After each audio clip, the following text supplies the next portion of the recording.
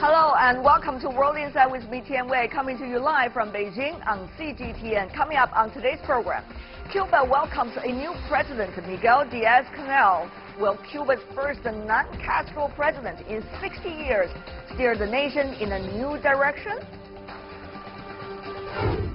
And the U.S. bans American companies from selling to ZTE, the Chinese company. Is this just an opening round in a larger trade war?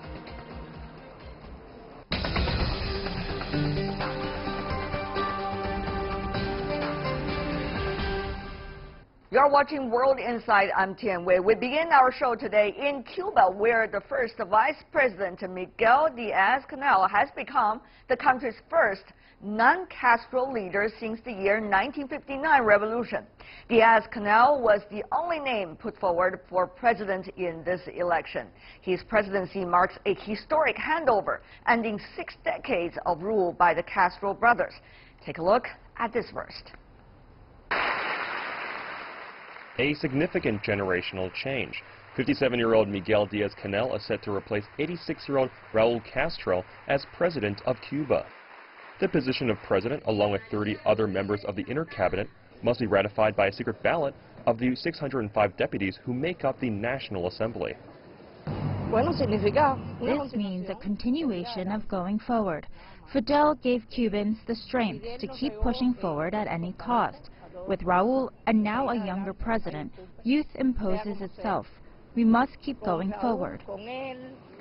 Diaz-Canel is an electrical engineer by training who rose through the ranks of the Communist Party of Cuba. He is seen by some as a liberal, supporting gay rights, greater internet access, and a more open press. And he is going to be the first Cuban leader who is not part of the historic generation. Cuba's former leader Fidel Castro ruled the island for almost 50 years. He stepped down, passing the presidency on to his younger brother, Raul Castro. During Raul Castro's 10-year term, he committed to push forward nationwide reforms. I think that Raul Castro's main legacy, one of the main legacies, is being to make reforms a legitimate policy, to make Cubans used to the idea that socialism is not a system that is intact, that is the same. But there are still plenty of challenges. The economy is struggling, the market reforms have stalled, and détente with the United States has gone backwards under President Donald Trump. The new president faces the daunting task of turning Cuba's economy around and adopting more reforms.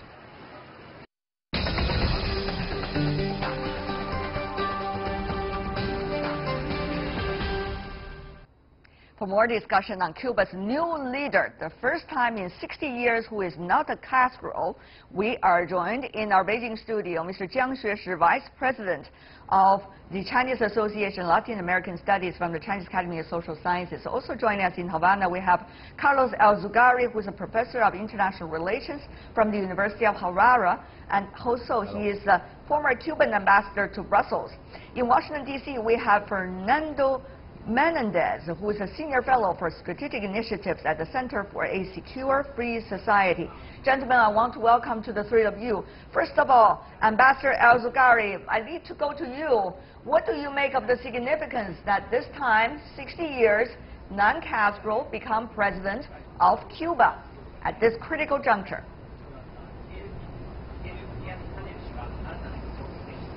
Well, this is something that would have happened anyway.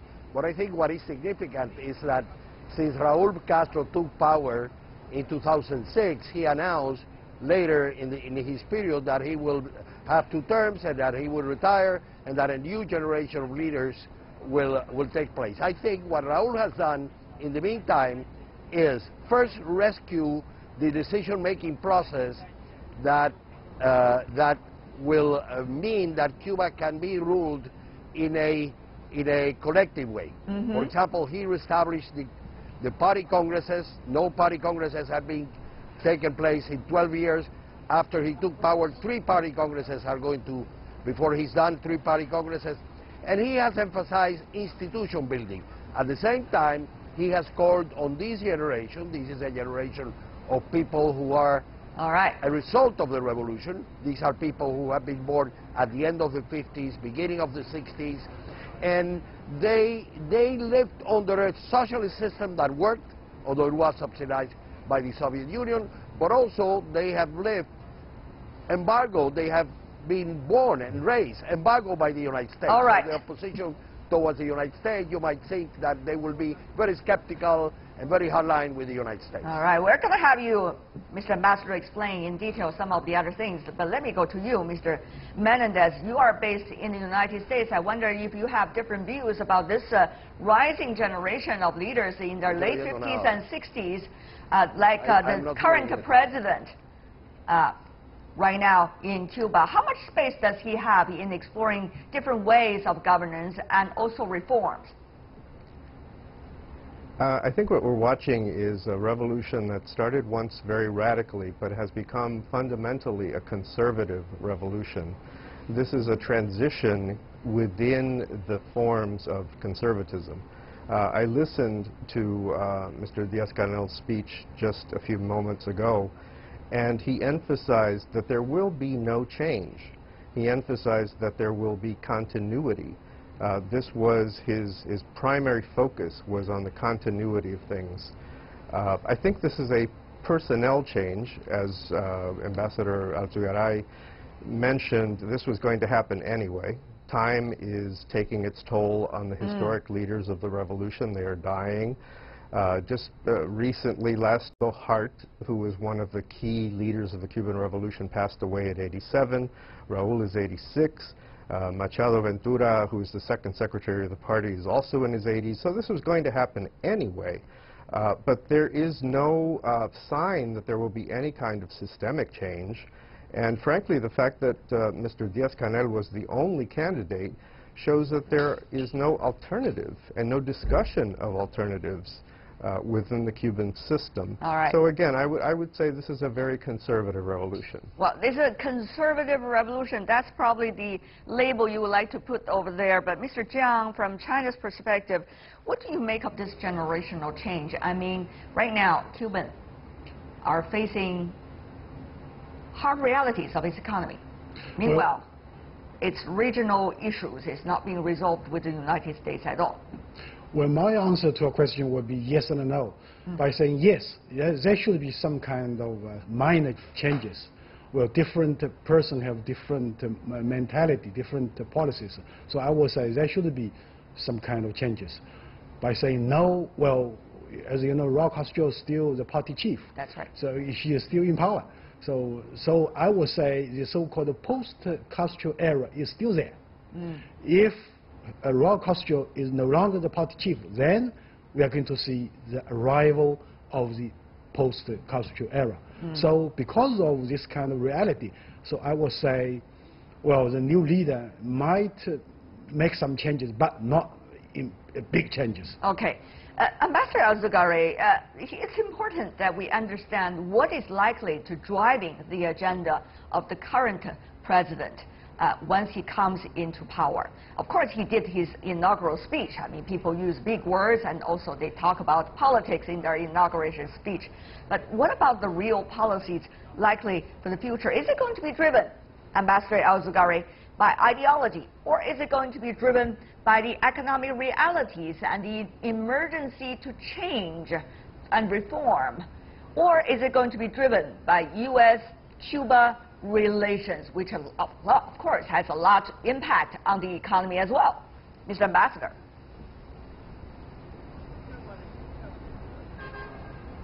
There is no escaping the economic reality.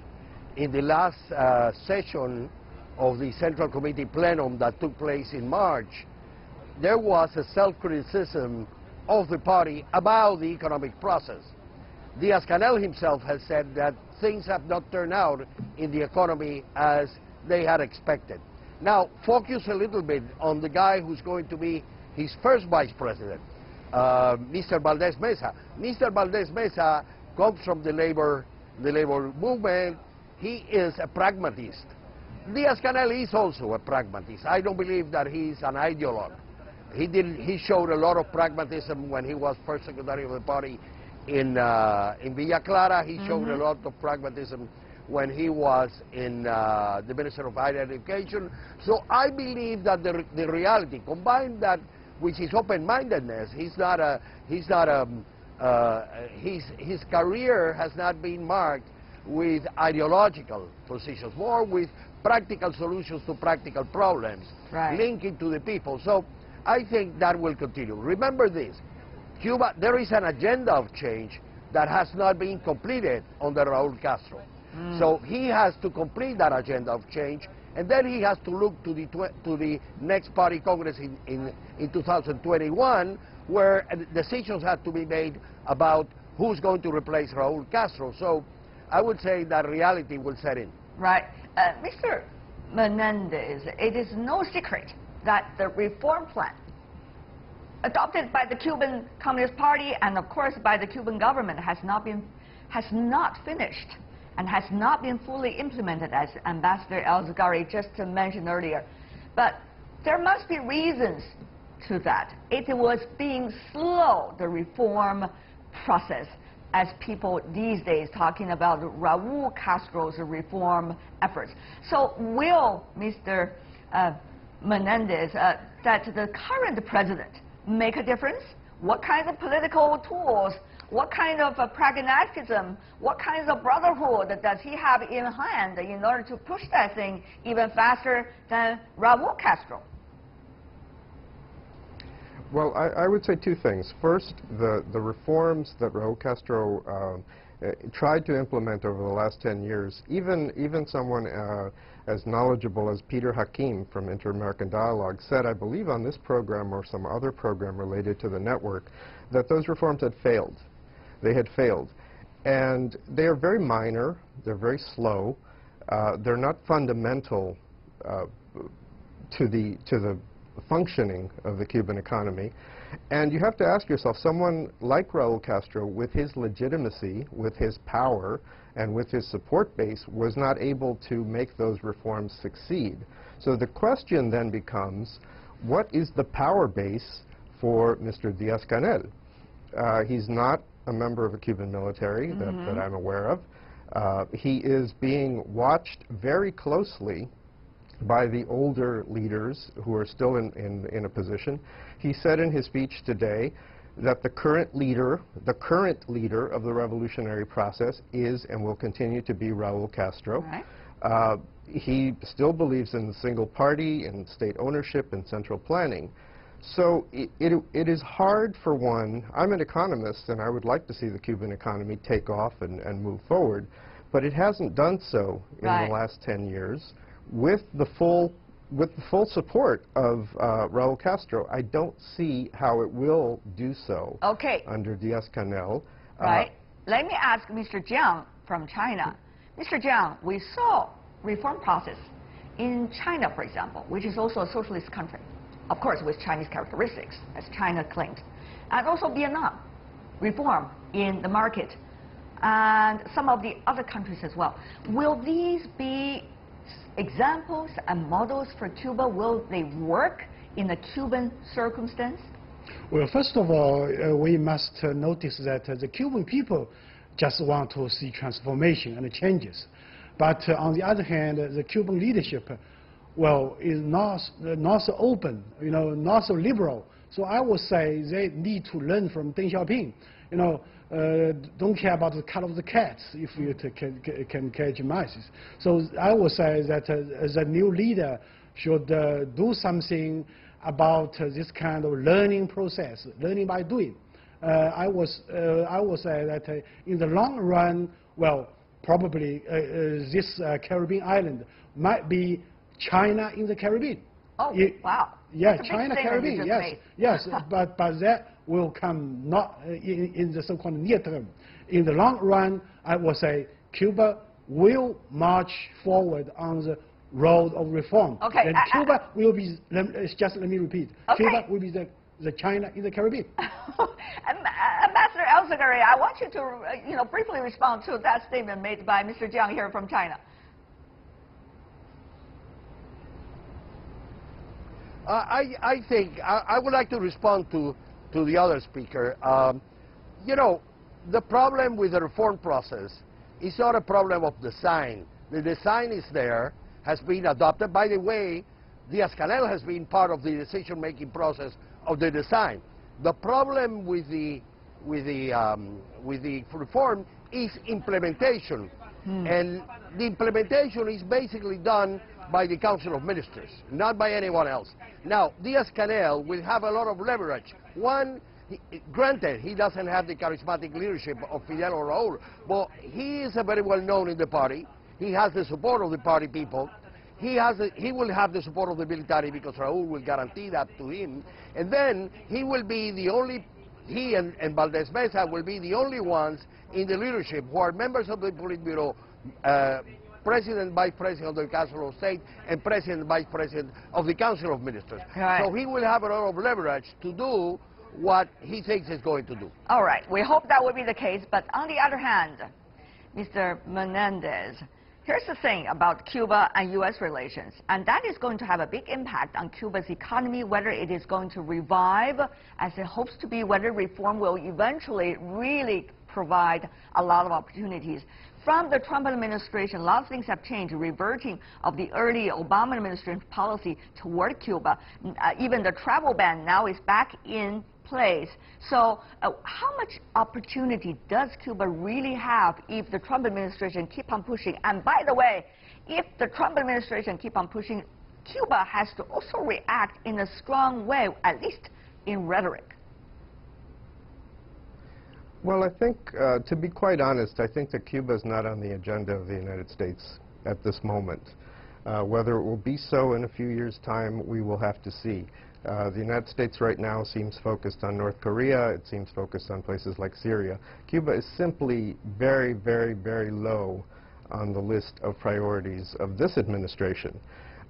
It was incumbent on the Cubans, for example, to take advantage of the 2 years they had under the Obama administration to forge stronger links and perhaps to open slightly more.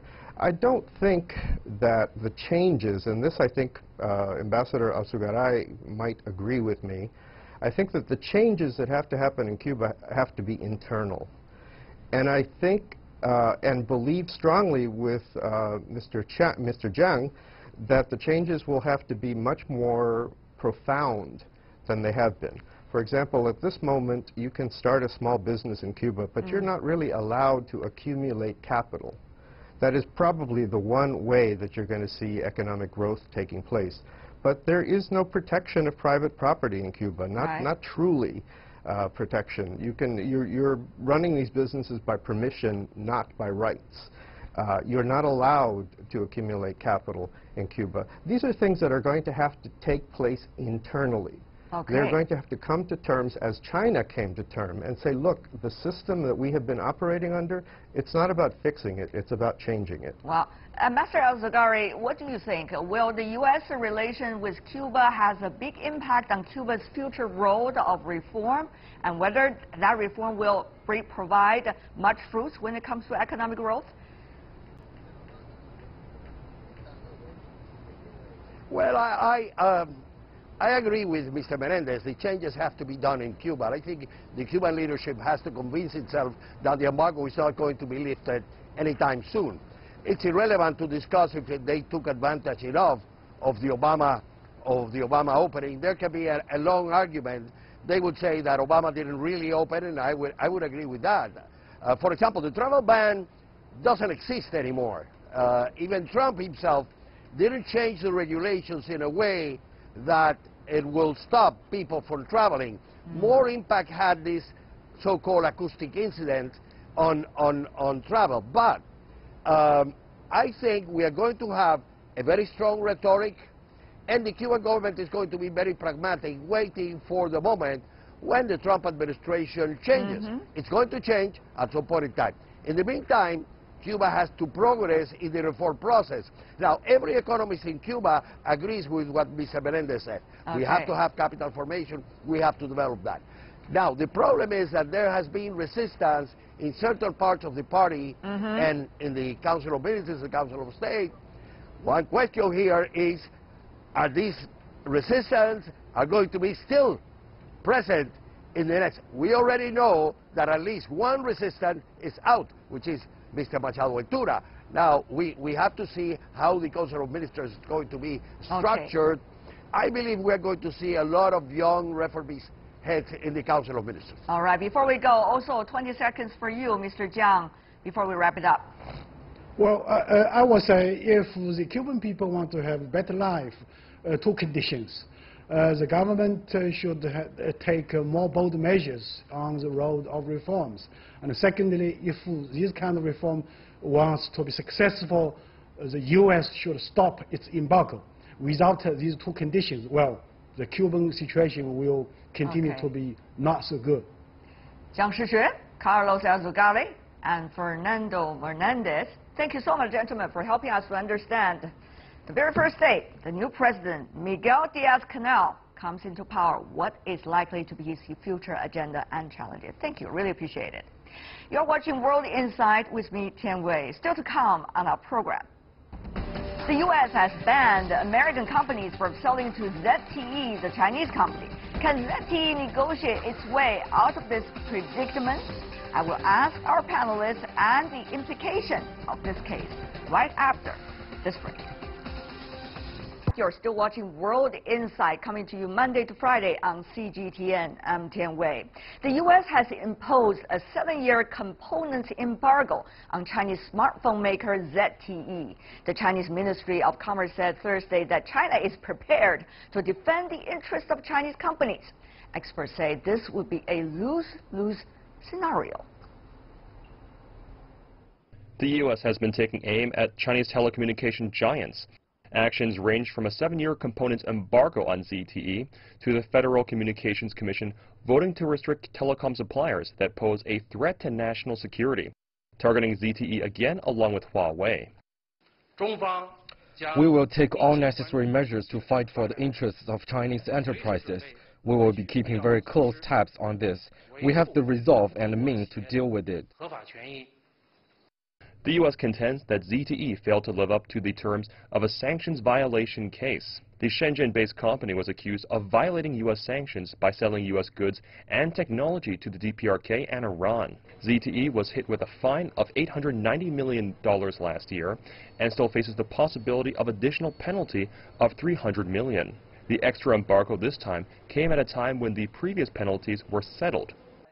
ZTE is a leading telecom giant in China, especially in the 5G industry. It's reported that 20 to 30% of components used by the company's devices are supplied from the U.S.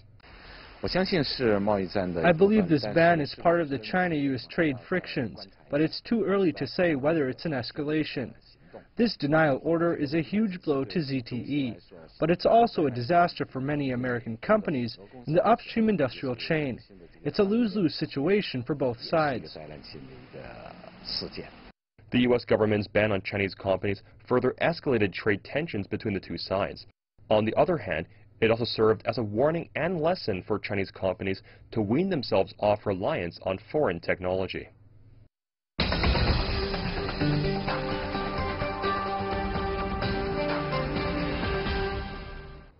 For more on the U.S. ban against ZTE and its implications for China-U.S. trade, let's have our panel to weigh in. Here in the Beijing studio, Liu Baocheng, Dean of the University of International Business and Economics. Welcome, sir. In Hong Kong, we are joined by Edward Xie, CEO of Gaofeng Advisory Company. Welcome. And joining us in Washington, D.C. in the U.S., we have Mr. Steve Puigt, who is the ex-staff director of the U.S. House of Representatives Budget Committee. Welcome, Mr. Puigt, as well. Let me begin by asking you, Mr. Puigt, in Washington, D.C. Some in China see it as a lose-lose situation. The ban of selling components to ZTE by the U.S. side. What do you make of it? Mr. Puigt, can you hear it? Yes, I hear you. My question is, sorry. Lose-lose situation. Do you think so? Well, this is not a surprise to many of us, unfortunately. We've seen this kind of what I'll call check-the-box economic thinking for some time from this administration, and This seems to be an effort to essentially use a situation that was already dire to boost the president's ratings, particularly with his political base. Here are some of the figures that we want to show to our audience about the size and the influence of the Chinese telecom ZTE. Take a look at this. According to market research firm Counterpoint Technology, 2017, ZTE, the fourth largest telecommunication equipment suppliers in the world. ZTE sells around 45 million cell phones globally, more than half of which use chips made by U.S. company Qualcomm. That generates about $500 million in revenue to the U.S. supplier. Those are just some of the basic numbers we know about ZTE. Let me go to you, Mr. Xie in Hong Kong. Will that be a lose-lose situation for both? ZTE is certainly going to suffer a lot for the next 7 years, but what about the suppliers coming from the U.S. side? Yeah, it certainly is a lose-lose situation. We know that it's going to create a lot of negative impact for ZTE without saying. At the same time, it's going to create a lot of problem actually for the U.S. suppliers as well, in particular for Qualcomm, because ZTE is a big customer, and the Chinese telecom market is certainly a major market for the U.S. suppliers. But of course, Mr. Liu, here in Beijing, we're not just talking about ZTE. We're also talking about other Chinese companies, such as Huawei, such as Alibaba. Some were indicating that there will be even further actions coming from the U.S. side against all of these high-tech companies from China. What kind of picture are we really looking at? Well, let me respond very briefly about whether it's a lose-lose situation. Yes, technically it is, but in the meantime, we can see that the U.S. side is still in a monopolistic position, and even if the ZTE lose out, if the market there and the successor, whoever is going to recycle the company, is still there to be the customer. So therefore, it is really the net lose for ZTE.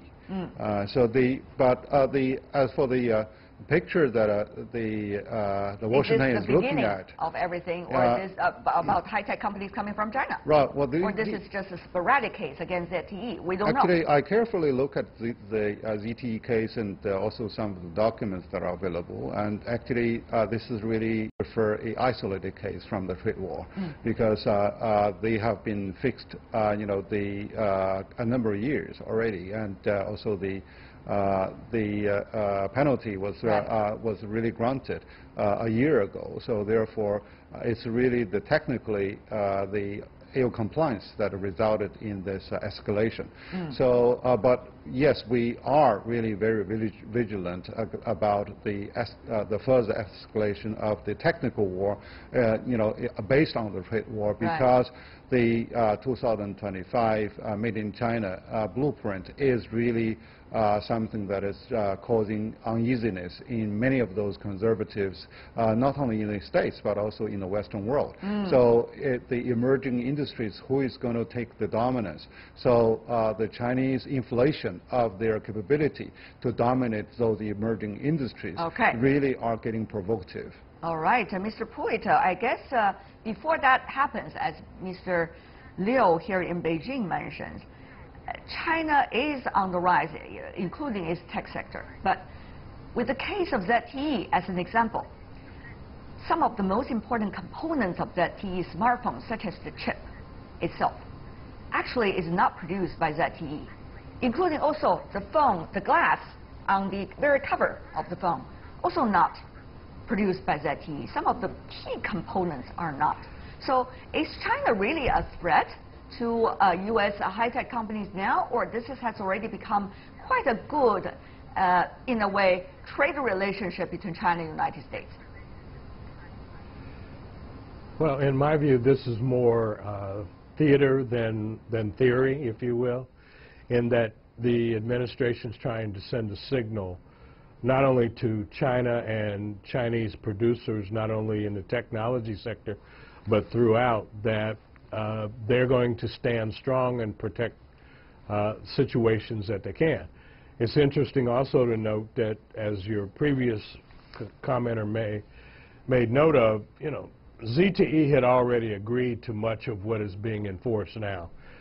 they stand alone in that regard at this point, and I think what we're going to be faced with is a lack of agenda from the Trump administration, and really looking more at opportunities and transactions that they can engage in that, in essence, paint a picture of a strong U.S. trade policy. So those companies that are vulnerable to trade actions need to start looking very strongly at correcting their behavior, if you will, so that they don't become victims. All right. Mr. Xie, what about your assessment? Is this a sporadic case with ZTE, or this is the very beginning of a whole series of actions likely taken by the U.S. side toward Chinese high-tech companies, whether they have violated laws or not? Or this is going to be the very stage of competition that we have seen between China and the United States when it comes to the development of high-tech sector for the future? I do agree with the previous comment that, you know, in a way this is a result of the abrupt decisions by the Trump administration towards China. Yet at the same time, all this is cast within the context that increasingly the U.S. is looking at China as a quote-unquote strategic competitor in many different ways, including in the technology sector. And therefore, there is somewhat of a mistrust or distrust from the U.S. to the Chinese government, as well as the Chinese companies, on what they are trying to do.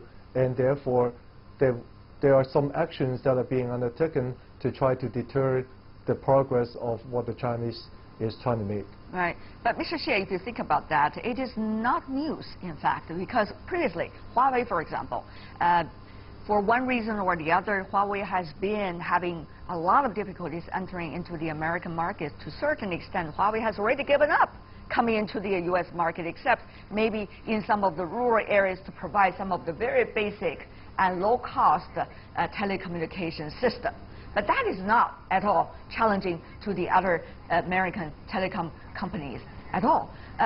Instead, Huawei is prospering in the other markets around the world, in Africa, in Europe. Right. So, Mr. Xie, here's the thing. Will this ZTE issue become the beginning of a wildfire toward the other Chinese companies? Or the other Chinese companies, particularly high-tech companies, they do not have much American market share at all. So there's nothing to worry. What is your judgment?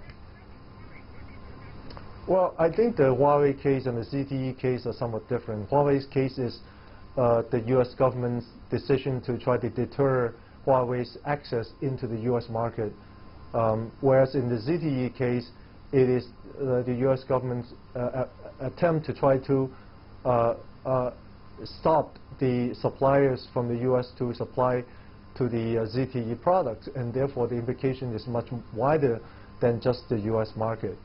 But in general, you know, I think you're right. You know, in general, the U.S. is trying to deter the progress that Chinese companies are trying to make.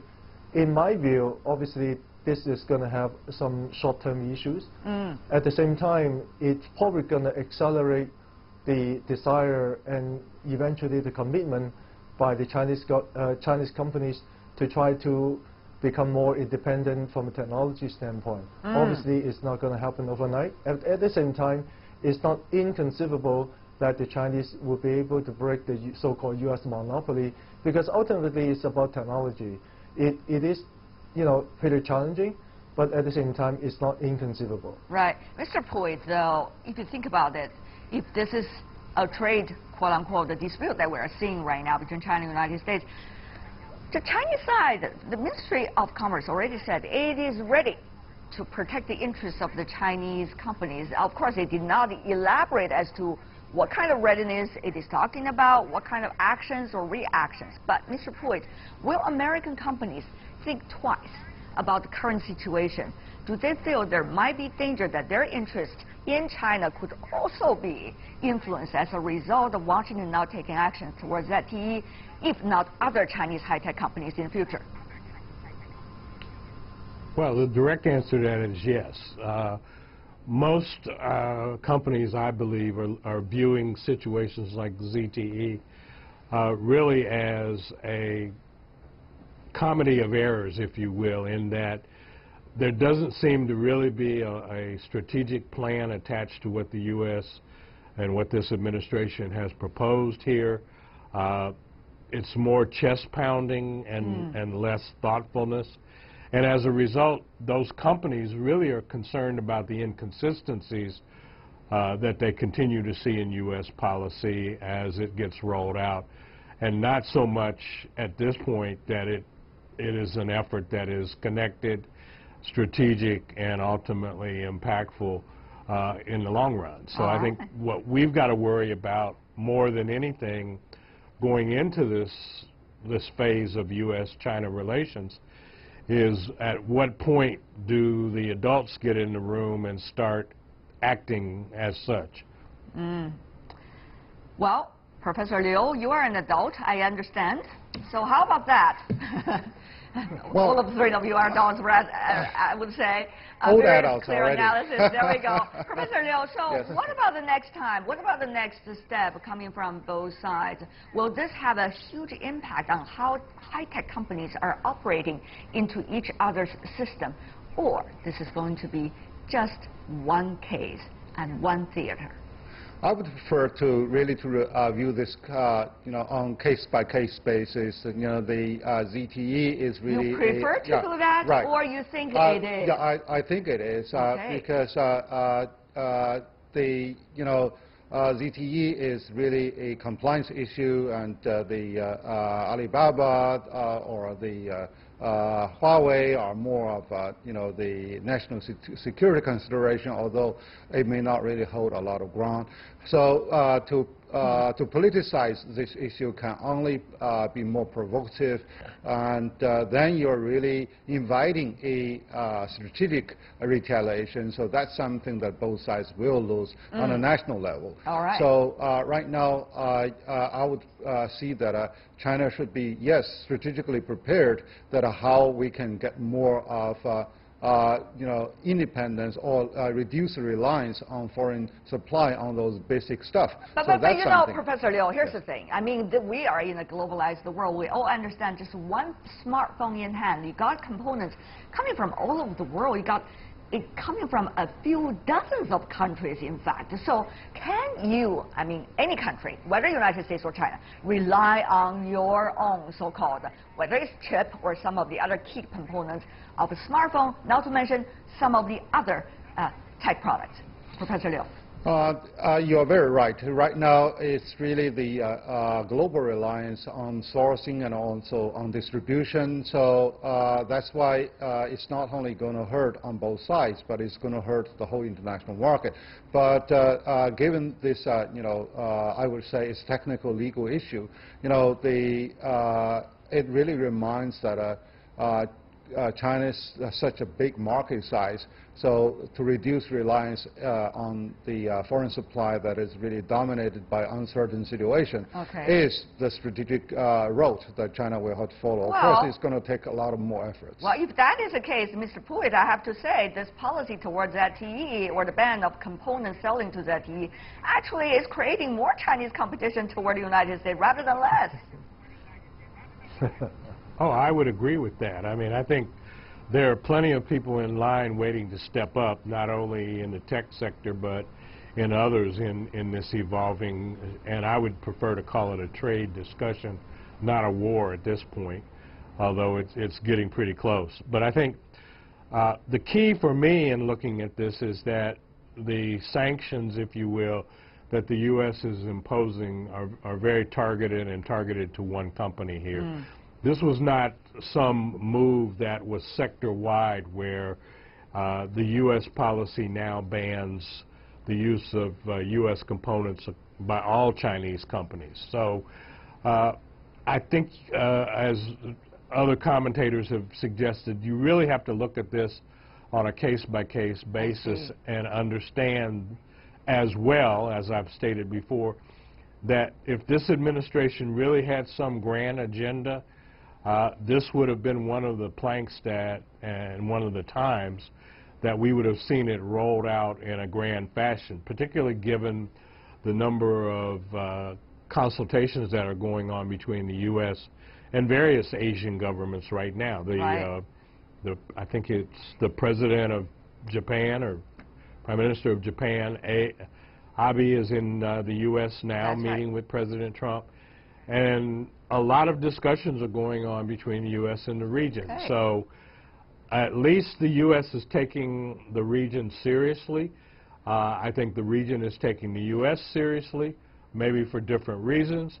But at the end of the day, these are one-off situations, and I think in some respects they're intended more to get people to the table than they are to set the script. We only have 20 seconds left for you, Mr. Xie. What is the takeaway you think we should have about this case?